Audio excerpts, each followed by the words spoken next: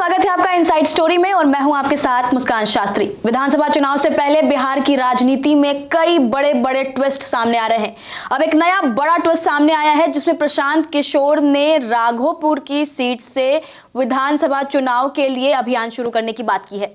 अब ये अपने आप में ट्विस्ट इतना बड़ा इसलिए है क्योंकि आप सभी जानते हैं कि राघोपुर तेजस्वी का गढ़ माना जाता है, पारिवारिक गढ़ माना जाता है। और अब ऐसे में 11 अक्टूबर को प्रशांत किशोर वहां से अपना चुनावी अभियान शुरू करने वाले हैं। तो अब लगातार कई तरह के सवालों को जन्म दे दिया प्रशांत किशोर के इस एक्शन ने। सब सवाल कर रहे हैं कि आखिर प्रशांत किशोर ने राघोपुर को ही क्यों चुना।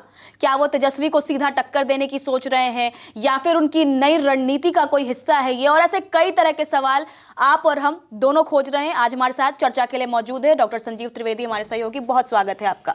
सबसे पहले सवाल तो यही रहेगा कि क्या प्रशांत किशोर तेजस्वी यादव को डायरेक्ट टक्कर देने की बात कर रहे हैं? ये जो प्लान उन्होंने बनाया है राघोपुर से वो शुरू करने वाले चुनावी अभियान, क्या मतलब है इसका? देखिए, प्रशांत किशोर ने अभी पीछे प्रेस वार्ताओं में जो बात कही थी, जहाँ तक सवाल उनसे जब किया गया कि आप खुद चुनाव लड़ेंगे या नहीं लड़ेंगे, तो उन्होंने कहा था कि हाँ, हमारे लड़ने या न लड़ने पर फैसला लिया जाना है, पार्टी डिसाइड करेगी। जाहिर है पार्टी वो जो चाहेंगे वही डिसाइड करेगी, लेकिन इस बीच की वो लड़ें या न लड़ें, एक तय बात थी कि कहीं से वो लड़ें और जीत करके विधानसभा पहुँचे, ये एक सोच थी।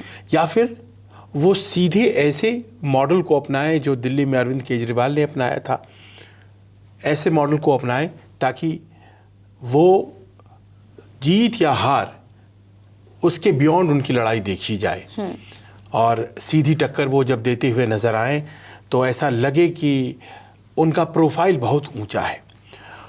तकनीक इस बात के पीछे ये है सियासी कि जब आपके संसाधन कम होते हैं, आपकी ताकत कम होती है और आप युद्ध में जाते हैं, तो आप कोशिश करते हैं कि जो सेनापति है पहले सीधे उस पर हमला बोल दिया जाए, क्योंकि आपको ये विश्वास होता है कि अगर सेनापति पे हमला बोल दिया गया और वो हमला सफल हो गया तो सैनिक तितर बितर हो जाएंगे, एक कन्फ्यूजन सा फैल जाएगा। भले ही मजबूत सेना है, लेकिन सेनापति अगर उसका चोटिल हो जाता है तो फिर बहुत मुश्किल हो जाता है उस सेना को कंट्रोल करना, और ऐसे में छोटी सेना वाले भी बड़ी सेना पर हावी हो जाते हैं। प्रशांत किशोर की यही रणनीति है। यह रणनीति पहले अपनाई गई है पूर्व में कई चुनाव में, और उनकी रणनीति ये है कि वो सीधे तेजस्वी यादव पर हमला बोलना चाहते हैं। तेजस्वी यादव पर हमला बोलने का अर्थ ये हो जाता है कि आप नेता को उनके कंस्टिट्यूएंसी में बहुत ज़्यादा नहीं तो सामान्य से ज़्यादा प्रचार करने के लिए विवश कर देंगे। पहली बात तो ये हो जाएगी, क्योंकि वो फिर लड़ाई को हल्के में नहीं लेंगे। कोई नहीं जानता है कि प्रशांत किशोर की पोटेंशियल, पॉलिटिकल पोटेंशियल क्या है, कितने लोग उनके पीछे हैं। तो एक सुरक्षात्मक तरीके से लड़ा जाएगा तेजस्वी यादव के द्वारा भी। दूसरा ये लाभ होगा कि वो हाई प्रोफाइल सीट खुद ब खुद है, और ऐसे में तेजस्वी यादव से सीधे तौर पर लड़ने की वजह से एक प्रशांत किशोर के कद में भी और ज़्यादा इजाफा होगा और 1-on-1 वो माने जाएंगे। और खुदा न खास्ता 1% आप मानिए कि अगर वो जीत जाते हैं, हालांकि इस बात की गुंजाइश ज़रा कम है वहाँ, लेकिन फिर भी अगर वो जीत जाते हैं तो फिर आप ये समझिए कि उनका राजनीतिक कद, उनकी पार्टी भले ही बहुत ज़्यादा जीत पाए न पाए, लेकिन बस उस एक जीत से उनकी पार्टी एकदम बड़े चैलेंजर के तौर पर स्थापित हो जाएगी। तो बहुत सी चीज़ों को सोचा गया है, और जो मेरी जानकारी है उसके अनुसार वहाँ से वो लड़ेंगे चुनाव, राघोपुर में वो टक्कर देंगे। और उनकी जो यात्रा 11 अक्टूबर वाली है, वो यात्रा शनिवार को वो इसीलिए जा रहे हैं ताकि वहाँ के लोगों से पूछ करके उनकी सहमति से वो ये फाइनल फैसला लें। वो नहीं चाहते थे कि उनका नाम घोषित हो जाए और लगे कि भाई हम तो इतने बड़े आदमी हैं, कहीं भी जाएंगे तो लोग बाग हमें स्वागत करने के लिए खड़े हो जाएंगे। जी नहीं, वो वहाँ जाना चाहते हैं, लोगों से पूछना चाहते हैं, जनता का मिजाज जानने की कोशिश समझना चाहते हैं और उनकी आज्ञा लेना चाहते हैं। और ये अच्छी रणनीति है, बढ़िया रणनीति है। वो वहाँ जाएंगे और उनकी ये कोशिश है कि यादव बनाम ऑल की एक स्थिति वहाँ बन सकती है क्या, उस स्थिति को वो लाना चाहते हैं। ये स्थिति प्रशांत किशोर ने भारतीय जनता पार्टी को कई दफ़े सलाह दे करके कई राज्यों में बनाई है कि जो सबसे मजबूत जाति है उसके खिलाफ सबों को खड़ा कर दीजिए, और उससे क्या होता है कि वन अगेंस्ट ऑल हो जाता है। जैसे सबसे मजबूत जाति हरियाणा में जाट है, तो जाटों के खिलाफ सबको खड़ा कर दीजिए तो भारतीय जनता पार्टी की सरकार बन गई। तो इस तरह की एक रणनीति वो एक लोकल लेवल पे एक कंस्टिट्यूएंसी में, विधायक की कंस्टिट्यूएंसी में करना चाहते हैं। कितने सफल होंगे पता नहीं, पर इतना तय है कि तेजस्वी यादव के लिए ये चुनाव बीते कई चुनाव की तरह नहीं होगा, बड़ी गंभीरता से वहां वो लड़ते नजर आएंगे। तो क्या लगता है कि प्रशांत किशोर के लिए तेजस्वी के खिलाफ लड़ना पॉलिटिकली डेंजरस साबित नहीं होगा? यकीनन यकीनन। आप बस पिछले चुनाव का आंकड़ा देख लीजिए, 54% वोट तेजस्वी यादव ने वहां से लिए थे, 54%। आप समझ सकती हैं कि यहाँ तो फर्स्ट पास द पोस्ट वाला सिस्टम है, उसमें 51% से ज़्यादा वोट हासिल कर लेना अपने आप में ये साबित कर देता है कि वहाँ तो कोई टक्कर ही नहीं है, वहाँ तो देयर इज़ नो फाइट। लेकिन वहाँ जाना चाह रहे हैं, और उनकी जो रणनीति है, जैसा कि हम लोग बात कर रहे थे यादव बनाम ऑल करने की, उसमें उन्हें यही लगता है कि यादव वहाँ पर कितने हैं, 32% है वहाँ पर यादव, करीब 32% यादव है। मतलब बिहार का जो एवरेज है उसके दुगने हैं। बिहार में 14% के आसपास यादव बताए जाते हैं, 14 दुना 28 से भी ज़्यादा 32% यादव अकेले हैं। अकेले एक तरफा यादव का वोट अगर मिल जाता है तो भी वहाँ पर तेजस्वी यादव को हराना मुश्किल है। वहाँ पर मुस्लिम्स भी हैं, उनका भी वोट मिल सकता है। पर यादव मुस्लिम में अगर रोक लिया जाता है तेजस्वी यादव को, तो फिर शायद ये लड़ाई बाकी के 60% की लड़ाई है। और वहाँ पर उनकी अपनी जाति पीके की ब्राह्मणों की 3% आबादी है, दलित पासवान हैं वहाँ पर जो कि विरोध में हों वहाँ पे तेजस्वी यादव के, क्योंकि वो क्षेत्र पड़ता है चिराग पासवान का। राघोपुर हाजीपुर पार्लियामेंट्री कॉन्स्टिट्यूएंसी में आता है, और राघोपुर से तेजस्वी यादव का संबंध है तो चिराग पासवान का भी संबंध है, क्योंकि उनको अपने चुनाव में वो वोट चाहिए होते हैं। वहाँ पासवान आबादी अच्छी खासी संख्या में है, वो तेजस्वी के खिलाफ वोट करती है। वहाँ राजपूतों की भी अच्छी संख्या है जो किसी भी तरफ जा सकते हैं। तो इस तरह से उन्हें ये लगता है कि बहुत सी जातियाँ हैं वहाँ पर यादव के अलावा जो शायद मुझे वोट देने के लिए चले आएँ। लेकिन दूसरी तरफ ये बहुत डेंजरस है, क्योंकि किसी भी स्थिति में वहाँ पर तेजस्वी यादव 32 या 35 या 40% वोट पर तो किसी भी दिन बैठे हुए हैं। ऐसे में वो क्या कर पाएंगे? उनके लिए तो लड़ाई 1% से शुरू होती है, अगर उनकी जाति पूरी तरह से उनको वोट दे देती है, क्योंकि ऐसा संभव नहीं है। ब्राह्मणों की फर्स्ट प्रेफरेंस बिहार और उत्तर प्रदेश में भारतीय जनता पार्टी है, तो उन्हें अपनी जाति का भी पूरा वोट मिलेगा इस बात की भी गारंटी नहीं है। गारंटी नहीं है। फर्ज करें कि मिल भी जाती है तो मान लीजिए कि 3% तो वोट हुए ना, उससे आगे तो लड़ाई बहुत ज्यादा है। वो 3 नहीं, वो 32% वोट सिर्फ है, यादवों की बात कर रहे हैं, यादवों के। तो लड़ाई बहुत कठिन है। ये तो बहुत क्लियर है कि यादव जाति जितनी है वो सिर्फ तेजस्वी यादव की तरफ ही है, वो वोट कहीं बटेंगे ही नहीं। प्रशांत किशोर ऐसा नहीं मानते हैं। प्रशांत किशोर को लगता है कि ऐसा होता ही नहीं है कि एन मास वोटिंग होती है। अच्छा। आपस में नाराजगियां होती हैं, और ये मान करके चलना। हमारे पटना में जो कॉन्क्लेव हुआ था उसमें वो आए हुए थे न्यूज़ 24 का, तो उसमें वो ये बात कह रहे थे कि मेरी पूरी राजनीतिक समझ हमें ये बताती है कि संपूर्ण वोट नहीं मिलता है, 3 या 4% वोट उसमें से भी टूट जाएगा। जो मुझे भी लगता है कि ये स्वाभाविक बात है कि सारे सवर्ण भारतीय जनता पार्टी को ही दे देंगे वोट, ऐसा होता नहीं है। और बहुत से लोग इसमें समाजवादी विचारों के होते हैं, और वो वोट दूसरी तरफ जाता है, वो भारतीय जनता पार्टी को जाता हो, ज़रूरी नहीं है। तो उसी प्रकार उन्हें ये लगता है कि 4 या 5% वोट शायद हमारी तरफ आए, तो इस तरह से हम उनके वोटों में घुस जाएंगे। और उसके अलावा मैं सबसे बेहतर विकल्प होऊंगा गैर आरजेडी मतदाताओं के लिए।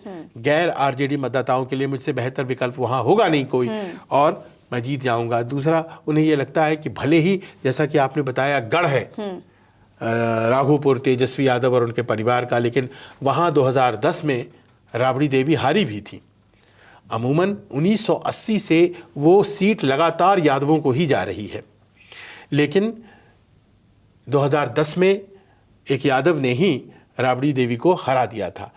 वैसे ये देखा जाए कि यादव की ही लड़ाई थी, लेकिन लालू परिवार हार सकता है, ये भी संभावनाएं हैं। ये संभावना वहां है। पर तेजस्वी तो बहुत बड़े बिहार का सबसे बड़ा पॉलिटिकल फिगर और चेहरे की हम बात करें तो वो तेजस्वी यादव है इस वक्त, और ऐसे में ये सोचना कि वो हार सकते हैं ये तो अपने आप में चैलेंज है। और ये कॉन्टेस्ट फिर किस तरफ जाएगा, कैसा हो सकता है ये? आप यकीन मानिए, जब शीला दीक्षित के खिलाफ नई दिल्ली से अरविंद केजरीवाल ने खड़े होने का फैसला कर लिया था, और ये बात साल 2013 की है, संभवतः जब दिल्ली के चुनाव होने थे और 15 सालों से सत्ता में थी कांग्रेस पार्टी दिल्ली में। और उस वक्त मुझे अच्छी तरह याद है, अन्ना आंदोलन शुरू हुआ था। अन्ना आंदोलन और अरविंद केजरीवाल दोनों साथ साथ चल रहे थे। अरविंद केजरीवाल ने ही पूरा ऑर्गेनाइज़ किया था, और हम जंतर मंतर की वो दृश्य हमें याद है, जिस तरह से वो अन्ना आंदोलन चल रहा था। एक लोकपाल की मांग की जा रही थी कि भाई एक ऐसा ओम्बड्समैन होना चाहिए, एक लोकपाल होना चाहिए जिसके पास सरकारी जो अधिकारी हैं उनकी शिकायत की जा सके और उन्हें दंड दिया जा सके, वरना तो ये सरकारी अधिकारी तो किसी से डरते ही नहीं है। तो एक लोकपाल की मांग से वो उठी थी बात, वो आंदोलन शुरू हुआ था। और आप यकीन नहीं करेंगी, वो पहले इंडिया अगेंस्ट करप्शन कहलाया, वो उसके बाद धीरे धीरे एक आध साल में वो पार्टी बन गई, आम आदमी पार्टी, और फिर वो आम आदमी पार्टी चुनाव लड़ गई और दिल्ली की चीफ मिनिस्टर सीधे उन पे। और मुझे याद है एक बहुत ही दुखद घटना घटी थी निर्भया की, और निर्भया की जो घटना थी दिल्ली से शर्मसार हुई, और उसको आधार बनाया जो असंतोष था दिल्ली में शीला दीक्षित के प्रति, उस असंतोष को आधार बनाया अरविंद केजरीवाल ने। बड़े इंटरेस्टिंग तरीके से उस वक्त मैं देख रहा था, लोग बागों जो अपने मत तय कर रहे थे, उन्हें ये लग रहा था कि कानून व्यवस्था भी दिल्ली की देखी नहीं जा रही है, हम असुरक्षित हैं। पर सबसे बड़ी बात है कि दिल्ली की जो कानून व्यवस्था है वो आज भी और तब भी केंद्र के हाथ में थी। दिल्ली के मुख्यमंत्री के पास पुलिस पावर्स नहीं है, आज भी नहीं है, तब भी नहीं थी, लेकिन दोषी माना गया शीला दीक्षित को। और ये एक कैंपेन चलाया गया अरविंद केजरीवाल और उनकी टीम के द्वारा, और फिर उस कैंपेन के आलोक में उन्होंने तय किया कि अब समय आ गया है, और वो जो सबसे हाई प्रोफाइल सीट है दिल्ली शहर की, नई दिल्ली सीट, उससे शीला दीक्षित जीती थी और 2-3 दफ़े जीत चुकी थी। वो वहाँ गई और आप विश्वास नहीं करेंगे 25,000 वोट से हराए। छोटी कॉन्स्टिट्यूएंसी है दिल्ली में, बिहार की तरफ बड़ी बड़ी कॉन्स्टिट्यूएंसीज नहीं है, यहाँ छोटे छोटे कॉन्स्टिट्यूएंसीज हैं। 25,000 वोटों से एक तरफा लोगों ने वोट दिया, जबकि दिल्ली में शीला दीक्षित से लोग बाग नाराज़ नहीं हैं, ये कहा जाता था। और ये बात सच भी था, क्योंकि जितने आप दिल्ली में फ्लाईओवर्स और सड़कें देखती हैं, ये जो जाल बनाया था ये शीला दीक्षित ने ही बनाया था। उसके बाद से बहुत कम सड़कें उस तरह से बनी हैं, या फिर कालखंड जो बीता है पिछले 10-15 वर्षों का, उसमें 15 वर्ष तो नहीं हुए हैं, 2013 से लेकर के अब तक 12 वर्षों का उस तरह से सड़कें नहीं बनी हैं बिल्कुल जितनी कि आज आप बिना रेड लाइट की लंबी दूरी तय कर सकते हैं। और हमारे दर्शक भी जब दिल्ली आते होंगे तो देखते होंगे कि लंबी दूरी आप बिना रेड लाइट के ट्रैवल कर सकते हैं। शीला दीक्षित का अपने काम के लिए उनकी बदनामी नहीं थी, पर ये जो कानून व्यवस्था का सवाल जिसमें कि उनकी जिम्मेदारी भी नहीं थी, वो सबसे बड़ा उनके खिलाफ एक मुद्दा बना और अरविंद केजरीवाल ने उनको हराया। अब देखिए कि आज की तारीख में तेजस्वी यादव तो सत्ता में नहीं है, तेजस्वी यादव तो विपक्ष के नेता हैं। कायदे से अगर चैलेंज कर रहे हैं तो नीतीश कुमार को चैलेंज करना चाहिए, नीतीश कुमार ही है सत्ता में। पर दिक्कत है, प्रशांत किशोर कहते हैं कि नीतीश कुमार तो चुनाव ही नहीं लड़ते हैं। आखिरी चुनाव उन्होंने साल 2004 में लड़ा, साल 2004 में वो चुनाव लड़े और सांसद बने। हालांकि उस वक्त भी उन्होंने 2 सीटों से चुनाव लड़ा था, एक नालंदा से और एक बाढ़ से। बाढ़ बाद में हट गया, कॉन्स्टिट्यूएंसी खत्म हो गया। अब बाढ़ से वो हार गए और नालंदा से वो जीते और फिर सांसद बने 2005 में। यहाँ से वो जब बिहार गए तो बिहार चेहरा बनाकर भेजे गए, बीजेपी और जेडीयू एक चेहरा बनाकर समन्वित चेहरा जो कि लालू को टक्कर देगा, वहाँ यहाँ से उनको भेजा गया। वो तो यहाँ सांसद थे, भेजा गया, विपक्ष में आ चुकी थी भारतीय जनता पार्टी, मनमोहन सिंह की सरकार बन चुकी थी, तो भेजा गया। तो वहाँ पहुँचने के बाद उन्होंने विधायकी का चुनाव नहीं लड़ा, तब से लेकर आज तक वो एमएलसी हैं, यानी कि डायरेक्ट इलेक्शन नहीं लड़ते हैं। एमएलसी इनडायरेक्ट इलेक्शन हुआ, तो एमएलसी है वो मेंबर ऑफ लेजिस्लेटिव काउंसिल, विधानसभा, विधान परिषद, तो लगातार वो विधान परिषद के ही सदस्य हैं। तो प्रशांत किशोर का कहना है कि जब वो लड़ते ही नहीं है चुनाव, उन्होंने तो कंपटीशन ही खत्म कर दिया, तो खुद वो लगातार बने हुए हैं। पीपल एक्सेप्ट उनको करते हैं कि नहीं करते हैं किसी को नहीं पता है, लेकिन उन्हें लड़ना चाहिए। ये मुद्दा भी बनाया जाएगा इस बार, देखिएगा ये क्या इनडायरेक्ट इलेक्शन होता है।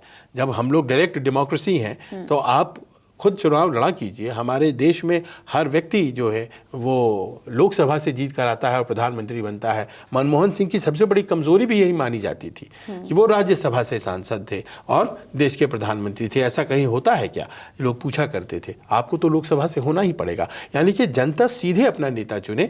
और बिहार में नीतीश कुमार सीधे आते नहीं हैं। तेजस्वी यादव ये बात कह चुके हैं, प्रशांत किशोर बार बार कह रहे हैं।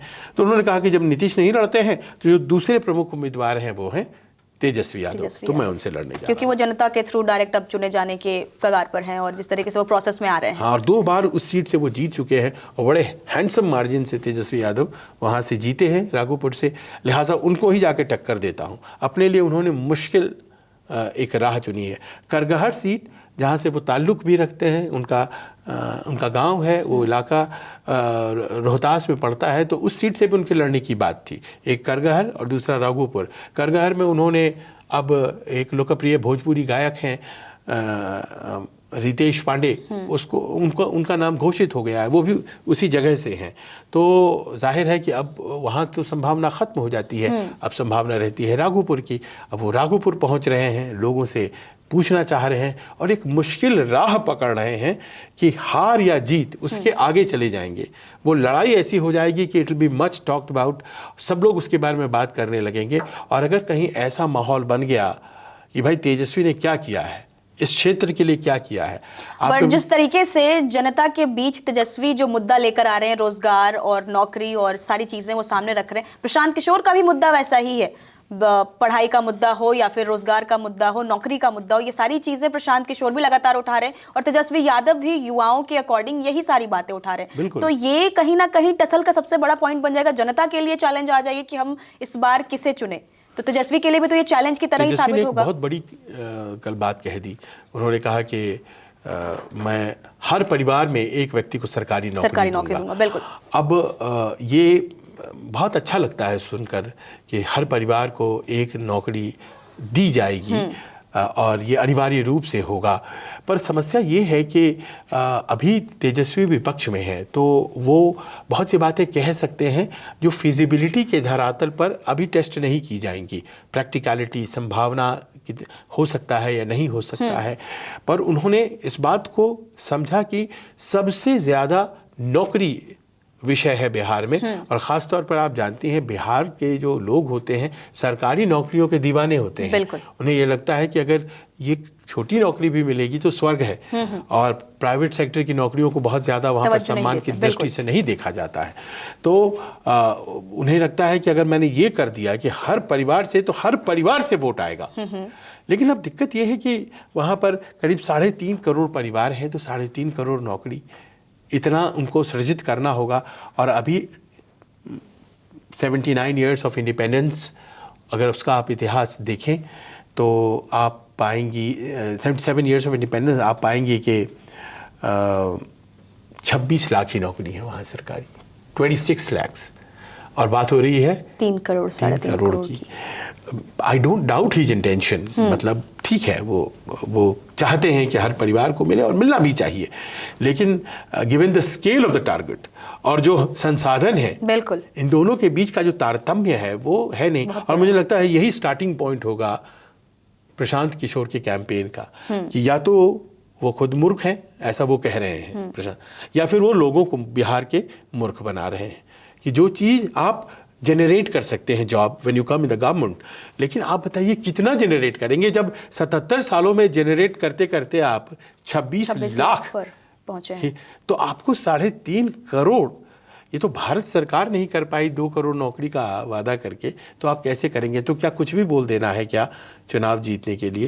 लेकिन तो पीके के पास ये मुद्दा है बेसिकली, ये स्टार्टिंग पॉइंट है, उनके खिलाफ मुद्दा है। पर वो वो क्या समझ रहे हैं तेजस्वी, और उन्होंने कहा कि तेजस्वी बिना कैलकुलेशन के कुछ बोलता नहीं है, उन्होंने कहा है।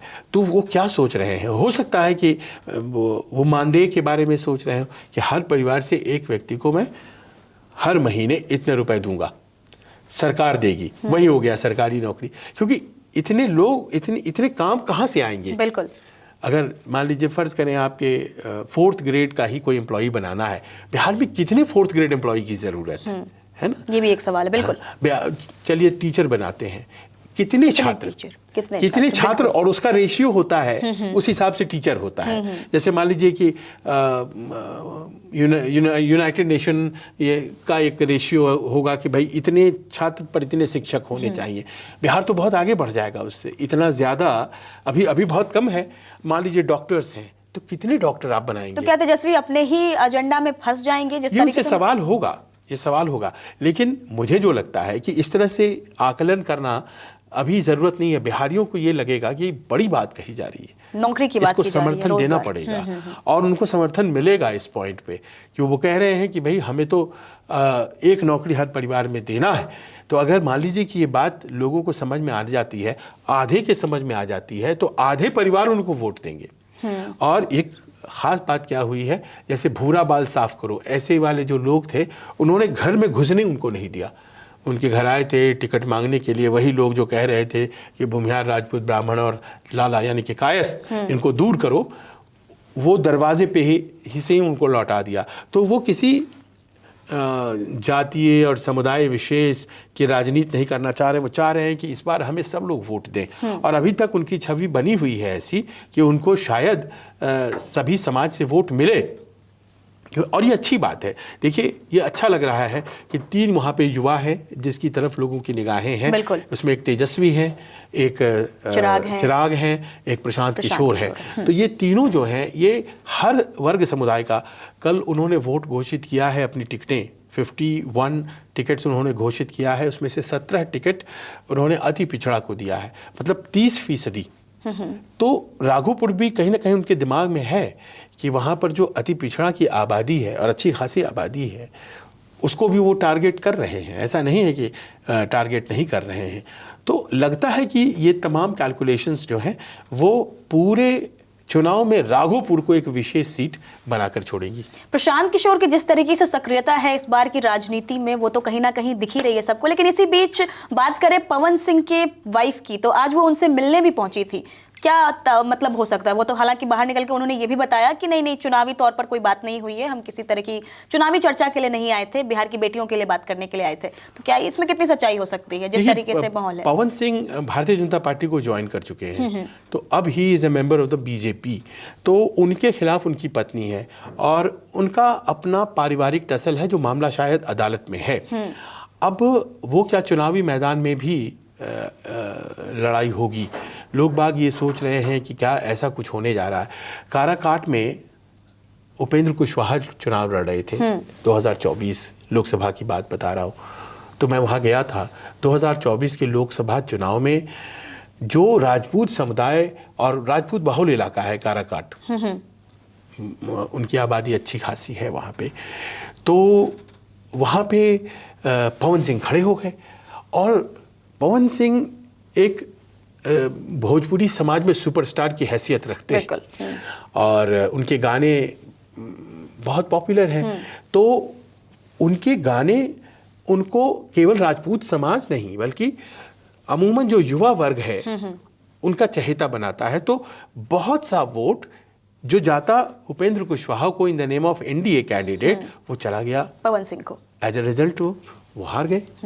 तो ये ताकत तो देखी भारतीय जनता पार्टी ने, और ये मैं आपको बताऊं कि केवल असर काराकाट सीट पर ही नहीं था, बगल की सीट औरंगाबाद, सुशील सिंह हारते नहीं थे, वहां हार गए चुनाव पवन सिंह की वजह से। पवन सिंह की वजह से, क्योंकि वहां भी जो कुशवाहा जाति थी, कुशवाहा जाति नाराज हो गई और उसने बीजेपी को वोट नहीं दिया, बल्कि कुशवाहा जाति के एक सजातीय कैंडिडेट जो आरजेडी ने खड़ा कर दिया था, उनको वोट दे दिया। तो देखिए वो वहाँ जीत गए। फिर वहाँ से आप आगे बढ़े कि औरंगाबाद हो गया, उसके बाद फिर ये काराकाट की बात हो गई। सासाराम आ जाइए, बगल की सीट थी। सासाराम में कांग्रेस जीत गई। वहाँ भी जो वोट था कुशवाहा समाज का और अति पिछड़ा का, वो नहीं गया, क्योंकि राजपूत समाज इनके साथ हो गया। तो उन्हें लगा कि हमारे महबूब नेता हैं उपेंद्र कुशवाहा, उनको हरा दिया गया, तो कुशवाहा समाज पूरी तरह से कट गया। आप चले आइए आरा, बगल की ही सीट है। और मैं एक जगह रुका था एक कुशवाहा समाज के गांव में, और उन लोगों ने भी अपना दर्द बयां किया। उन्होंने कहा कि देखिए हमारे तो एक नेता हैं, और उपेंद्र कुशवाहा को देखिए हरवाने के लिए खेल हो गया उनके साथ कि उनको टिकट तो दी गई, लेकिन पवन सिंह को पीछे से खड़ा कर दिया गया। पवन सिंह काराकाट के थोड़ी हैं, पवन सिंह तो आरा के हैं। तो आरा के अगर हैं तो यहाँ से लड़ते, आर.के. सिंह के खिलाफ नहीं लड़े, आर.के. सिंह के खिलाफ नहीं लड़े, क्योंकि राजपूत हो गए, ब्रदर हो गए, और हमारे कुशवाहा जी को हरा दिया। आप जानती हैं जाति तो बड़ी सच्चाई है बिहार में। तो कुशवाहा समाज ने आरा में भी आर.के. सिंह को वोट नहीं दिया, वहाँ भी चुनाव हार गए। तो भारतीय जनता पार्टी केवल एक व्यक्ति से कई सीटों पर चुनाव हार गई। और मुझे मिले थे रामकृपाल यादव, तो वो कह रहे थे कि मैं पाटलिपुत्रा भी इसी चक्कर में हार गया। वो हारते नहीं थे, वो हरा देते थे, और 2 बार से वो हरा रहे थे मीसा यादव को, इस बार वो हार गए। बोले कि सारा कुशवाहा समाज, वो कहने लगा हमसे कि भाई आप लोगों ने पवन सिंह को खड़ा किया, तो इस बार तो बीजेपी को नहीं देंगे। और देखिए यही हुआ। तो अब भारतीय जनता पार्टी ने तेजी से उनको मिलाया कुशवाहा समाज के साथ। उनका एक फोटो भी आपने देखा होगा, जो गले मिल रहे हैं वो पवन सिंह और उपेंद्र कुशवाहा, और एक संकेत दिया गया। अब ज्योति सिंह एक नए फैक्टर के तौर पर, मैंने उनको प्रचार करते देखा था उस वक्त, हाँ जी, साथ में मिलके पवन सिंह के लिए। और उसमें तो वो खुद ये कह भी रही हैं कि मैं साथ में मिलके उनके साथ चुनाव प्रचार भी किया, निभा रही थी वो।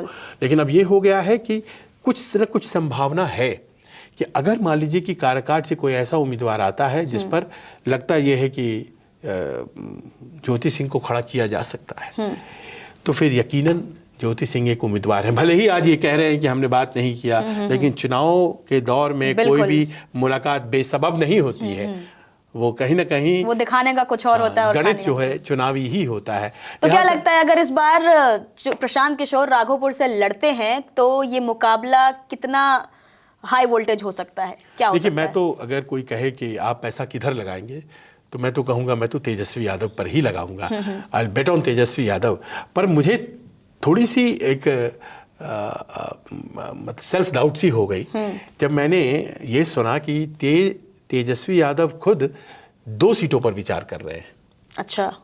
और बताया जा रहा है कि राघोपुर तो वो लड़ेंगे ही लड़ेंगे, मधुबनी की फूलपरास सीट से भी उनके लड़ने की तैयारी है।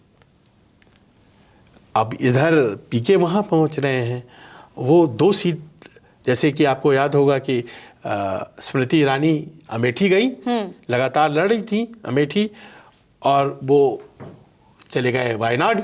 अमेठी से भी लड़े और वायनाड से भी लड़े, और अमेठी में लोगों ने सोचा कि अरे ये तो चले गए तो फिर चले गए, तो फिर गड़बड़ हो जाता है उसमें। तो क्या कोई ऐसा तो नहीं है कि धमक जो है वो अभी से महसूस की जा रही है? ये बात कितनी पक्की है, कितनी सही है, ये बात आने वाले वक्त में पता चलेगा। लेकिन फूलपरास एक ऐसी सीट है जहाँ से अगर वो लड़ते हैं तो वो शायद मिथिला में कोई संदेश देना चाहते हो अति पिछड़ा के बीच में। बहुत से लॉजिक निकाले जा सकते हैं, पर राघोपुर के रहते कोई और सीट से तेजस्वी लड़े, मतलब ये बहुत आसानी से स्वीकार नहीं होती है बात, बहुत आसानी से स्वीकार नहीं होती है। और राघोपुर वो छोड़ेंगे क्यों, या फिर दूसरी सीट वो लेंगे क्यों? 32% यादव जहाँ है तो वो कैसे छोड़ सकते हैं? लिहाजा ये तो वन साइडेड कॉन्टेस्ट होगा। पर फिर भी मुझे लगता है कि मतलब कि जो फाइनल चैप्टर है इस कंटेस्ट का वो तो तभी होगा जब वोट गिरेंगे। बहुत बहुत धन्यवाद तमाम जानकारी के लिए। तो एक तरफ तेजस्वी यादव और दूसरी तरफ पीके की एंट्री उसी सीट पर, उसी जगह पर जहां पे तेजस्वी का गढ़ माना जाता है, यानी राघोपुर। सबसे बड़ा सीट, सबसे बड़ा चेहरा और एक नए चेहरे की एंट्री। ये आने वाले चुनाव में किस तरीके का प्रदर्शन दिखाता है, क्या कुछ होने वाला है, वो तो वोट गिरने के बाद ही पता लगेगा। फिलहाल इनसाइड स्टोरी में इतना ही। धन्यवाद।